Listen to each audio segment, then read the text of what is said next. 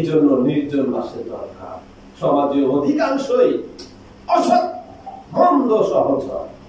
একসাথে বসছেন গীবত চর্চা করবে, একসাথে বসছেন সিগারেট জ্বালিয়ে দিবে, একসাথে বসবেন অমুকের ঘরে কি হয়েছে তমুকের ঘরে কি হয়েছে। এই জন্য নির্জন মাসের দরকার। কিসের দরকার? কিমিয়া সাদাতের মধ্যে ইমাম গাজ্জালি বলতেছে নির্জন মাসে তুমি পড়বা, নিয়তটা জেনে নাও।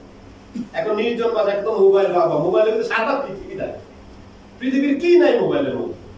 এই মোবাইল নিয়ে যদি আপনি একাকিত্ব যান, নির্জনতা, এটা নির্জন হয় না। অর্থাৎ অলওয়েজ আপনি পুরো পৃথিবীতে আছেন, মোবাইল সাথে যাওয়া যাবে না। শুধু আপনি নামাজ পড়তে যা যা লাগে তা নিয়ে আপনি একাকিত্ব নিতে পারেন, ওটা হচ্ছে নির্জন। ইমাম গাজ্জালি বলতেছেন নির্জন মাসের নিয়ত জানা।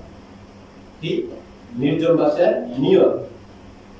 নির্জন মাসের প্রথম নিয়ত হচ্ছে, নির্জন মাসের নিয়ত 3 প্রকার। কত প্রকার? 3 প্রকার। আপনি নিয়তটা যদি জানেন কাজটা কি বুঝতে পারবেন। নির্জন মাসের 3 প্রকার নিয়ত। একটা নিয়ত, প্রথম নিয়ত হচ্ছে এই নির্জন মাসের ফলে আমি মানুষকে হস্ত প্রসূত ক্ষতি হইতে রক্ষা করিতেছি, অর্থাৎ আমার হাতের ক্ষতি হইতে আমি মানুষকে রক্ষা করিতেছি, এই জন্য আমি নির্জনে দাঁড়াবো। দ্বিতীয় নিয়ত হবে মানুষের ক্ষতি হইতে নিজের নিরাপত্তা রক্ষা করিতেছি। তৃতীয় নিয়ত হবে আল্লাহ তাআলার ইবাদতের জন্য নিশ্চিন্ত মন এবং প্রচুর অবসর লাভের আশা করিতেছি। বলতেছিলাম হাসরের ময়দানে যখন আল্লাহ বলবে, বান্দা আমি তো তোর একটা মুহূর্ত সঙ্গ ছাড়ি নাই, আমি তো সর্বক্ষণ তোর সাথে ছিলাম, লেগেই ছিলাম, তুই আমার খেয়ালে করিস, তুই আমার স্মরণে নিস নাই। এমনও বান্দা আছে জীবনে, এমনও বান্দা আছে জীবনে একটা বার মাবুদের স্মরণ করে নাই, এমনও বান্দা আছে একটা বার মাবুদের স্মরণ করে নাই। আপনি যখন নির্জন মাসে যাবেন, কিছুদিন অতিবাহিত হওয়ার পরে, বিশেষ করে 40 দিন অতিবাহিত হওয়ার পরে দেখবেন এই ইন্দ্রিয়গুলি, আমরা যখন মানুষের সাথে চলি, মোবাইলের ব্লুটুথ আছে না, যারা খালে কাজ করেন পানি ড্রেন করে দেন না, পানি লাইন করে দেন না, বৃষ্টিতে কোনো জায়গায় পানি জমা হইলে এটার জন্য পানি লাইন করে দেন না যাতে পানিটা যাইতে পারে। এরকম আমাদের শরীরে কিছু ইন্দ্রিয় আছে। আমরা যখন প্রকৃতির কাছে যাই, মানুষের কাছে যাই, তখন ওই ইন্দ্রিয়গুলো দিয়ে পাপাচার ইচ্ছাগুলি অন্তরে যায়। 40টা দিন যখন আমরা নির্জনে থাকবো, তখন ওই কাজগুলি বন্ধ হয়ে যায়। আর তখন আমরা ধ্যান করতে থাকি, তখন বান্দার অনুভূতি হয় আমার স্কন্ধ শিরার চেয়ে নিকটে আমার আল্লাহ, আমার স্কন্ধ শিরার চেয়ে আমার আল্লাহ। আমরা নির্জন মাস এই জন্য করবো, আমার নিকটে আমার আল্লাহ, আমি তো আমার আল্লাহর নিকটে না। এই জন্য কি আমার নিকটে আমার আল্লাহ, আমি তো আমার আল্লাহর নিকটে না, এই জন্য নির্জন মাসের প্রয়োজন। আপনি যখন বলবেন মাওলা, শব্দের অর্থ অভিভাবক, আল্লাহর চেয়ে বড় অভিভাবক আর কে আছে? আপনি বলেন মাওলা তোমার তো বান্দার অভাব নাই, মাওলা আমার তো তুমি মাওলা একজন, কুল হুয়াল্লাহু আহাদ, আল্লাহ এক, আমি কার কাছে যাব? আমার স্কন্ধ শিরার চেয়ে তুমি নিকটে।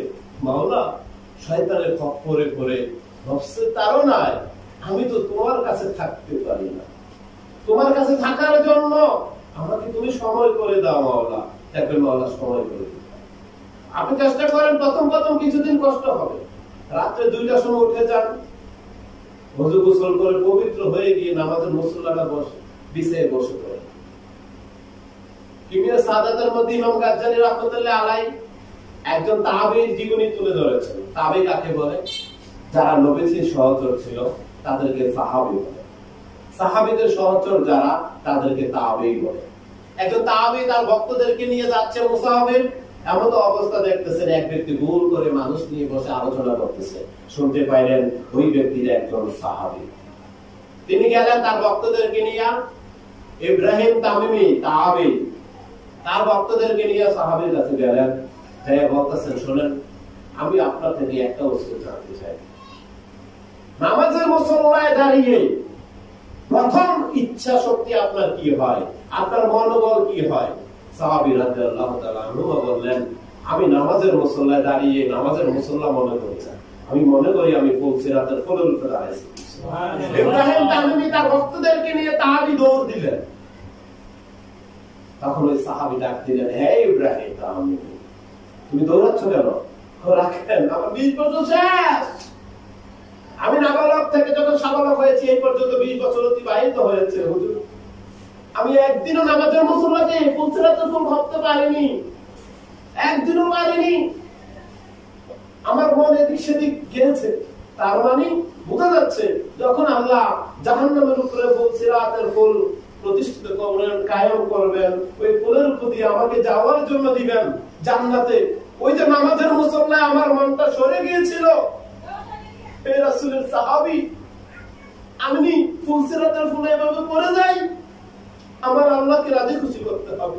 এখন থেকে আমি আমার ভক্তদেরকে নিয়ে আগে নামাজের মুসল্লাকে ফুলসিরাতের ফুল বানাতে চাই। নামাজের মুসল্লাকে ফুলসিরাতের ফুল বানাতে হবে। ফুলসিরাতের ফুল কি? হীরার ছেদার, চুলের ছিচিকন, একটু পরে গেলেই নিচে জাহান্নাম। অর্থাৎ নামাজের মুসল্লা যখন একটু মন চলে যাবে, নামাজ শেষ। নামাজ বেহেশতের চাবি, আসসালাতু মিফতাহুল জান্নাহ। নামাজ বেহেশতের চাবি। এই বেহেশতের চাবির মধ্যে তো আপনার ফুলসিরাতের ফুল আপনি থাকতে পারেন না। মানুষকে বিবেক দিয়েছে, বিবেকে আপনি রচনা করেন, বিবেকের কথা আসে বৈষম্য। কি বৈষম্য? বিবেকের কথা যখন বিবেকের আরেকটা ভাবা অর্থ নিবেন, তখন দেখবেন বিবেকের আরেকটা ভাবা অর্থের নাম আসে বৈষম্য। কি আছে? বৈষম্য। মিজানের পাল্লা, মিজানের পাল্লা বাংলা রচনা দেখবেন, মিজান শব্দের অর্থ আসে ভারসাম্য। হাসরের ময়দানে নবী সেজদা দেওয়ার পরে আল্লাহ যেটা কায়েম করবেন, সেটা সমতুল্য বিবেক আমার মধ্যে আছে। কি আছে? সেটা সমতুল্য বিবেক আমার মধ্যে আছে। আমি বলেছিলাম বাথরুমের কথা। বাথরুমে বান্দা ওযু করেছে, এক বুজুর্গ মজ্জুব ওযুখানার সামনে দাঁড়িয়ে রয়েছে। ওযুকারীরা মসজিদের ভিতরে ঢুকবে, এমন অবস্থা ডাক দিছে, হে আল্লাহর বান্দা দাঁড়াও। ওযু করেছো? হ্যাঁ।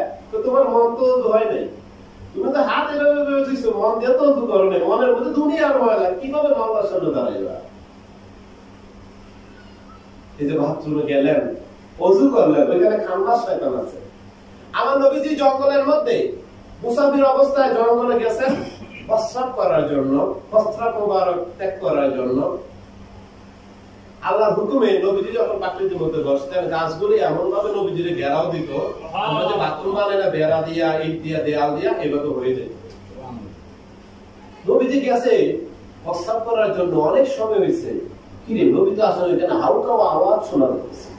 কিছুক্ষণ পরে নবী আসলেন। আমার নবী বলেন, ইয়া রাসূলুল্লাহ। নবীকে সাহাবীরা বলতেছেন, ইয়া রাসূলুল্লাহ, আমরা তাকে দেখলাম টুকি দিয়া, কিছু দেখা যায় না, শুধু আপনাকে গাছরা ঘিরে রেখেছে, এত হালকাও কেন?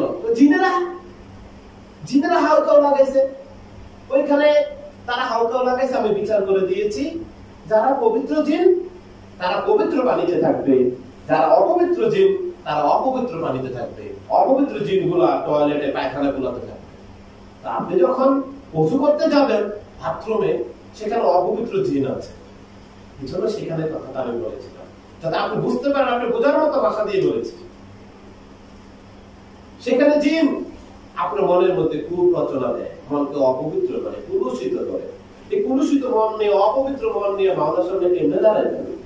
আমার মাওলা থেকে, বান্দা আমি সেজদার দিকে তাকাই না, আমি রুকুর দিকে তাকাই না, আমি কিয়ামের দিকে তাকাই না, আমি তাকে বান্দা তোর অন্তরের দিকে। তুই ওযু করেছেন এইভাবে, এইভাবে ধুত করেছেন, কিন্তু খান্নাস শয়তান, যে খবিশ শয়তান আপনাকে মনের মধ্যে আরো পবিত্র করে দিয়েছে, পবিত্রিত হয়েছে। ইমাম গাজ্জালি বলতেছেন, আল্লাহর বান্দা, যদি কোনো তোমার বস্ত্রের মধ্যে রক্ত লেগে ভরে যায়, কি হয়? রক্ত লেগে বস্ত্র ভরে গিয়েছে, অপবিত্র হয়ে গিয়েছে, ময়লা হয়ে গিয়েছে, ওই বস্ত্রটা যদি তুমি প্রস্রাব দিয়ে ধুত করো, পবিত্র কি হবে? কি বলেন? বান্দা, তোমার বস্ত্রটা রক্ত দিয়ে ভরে গিয়েছে, ওই বস্ত্রটা দিয়ে যদি প্রস্রাব দিয়ে ধুত করো, পবিত্র কি হবে? এই জন্য বলেছিলাম ওযু এমন একটা জিনিস, নামাজ বেহেশতের চাবি, ওযু নামাজের চাবি। নামাজ বেহেশতের চাবি, ওযু নামাজের চাবি। ওযুটা এমন গুরুত্বপূর্ণ জিনিস, শুধু হাত পা ধুত করলেই ওযু হয় না। এখানে মনের বিষয় আছে, প্রমাণ দিতে গেলে দেহ তত্ত্ব কথা বলতে হয়। বায়ু ছাড়েন কোথায় দিয়ে? ব্যাক সাইড দিয়ে। হাওয়া ছাড়েন ব্যাক সাইড দিয়ে, নাকি? ওযু করতে সময় কি ওই সাইডটা ধুত করা হয়? হয় না। তার মানে আমি এখন ওযু আছে, ব্যাক সাইড দিয়ে হাওয়া বাড়ানোর কারণে ওযু ভেঙে গেছে। আমার মনের আত্মবিশ্বাস, আমার মন বলে ওযু ভেঙে গেছে। আমি ওযু করেছি কিন্তু ওই সাইডটি ধুইনি, ওযু তো হয়েছে। তার মানে কি? মনের পবিত্রতা। কি? মনের পবিত্রতা। খেয়াল করো, যেখানে পানি নাই, হাতে ময়লা, সব জায়গায় ময়লা, মাটি দিয়ে বসে তাহাম্মুল করেছেন, পবিত্র হয়েছে। তার মানে কি? মনের পবিত্রতা। আমার আল্লাহকে আমি তো রুকুর দিকে তাকাই না, সেজদার দিকে তাকাই না, আমি তাকাই তার অন্তরের দিকে। কোথায়? অন্তরের দিকে। এই অন্তরটা যদি পবিত্র করতে না পারেন, কখনো কোনোদিনও মাওলার স্মরণ করা যাবে না। মাওলা আপনার আমার স্কন্ধশিলার নিকটে, কিন্তু আমি তার নিকটে থাকতে পারবো না। সব পাপ একদিকে ফেলে দেন, শুধু এই জবাবটার চিন্তা করেন যে মাওলা যখন জিজ্ঞাসা করবে, বান্দারে আমি তো তোর নিকটে ছিলাম, একই ঘরে দুইজন ছিলাম, একটা দিন আমার দিকে তাকাইনি না। এই দেহটা একটা ঘর, এটার মধ্যে আমি আমার আল্লাহ, একটা ঘরের মধ্যে দুইজন, একই ছাদের তলে দুইজন। আল্লাহ যখন বলবে একটা দিন আমার দিকে তাকাইনি না, কি জবাব?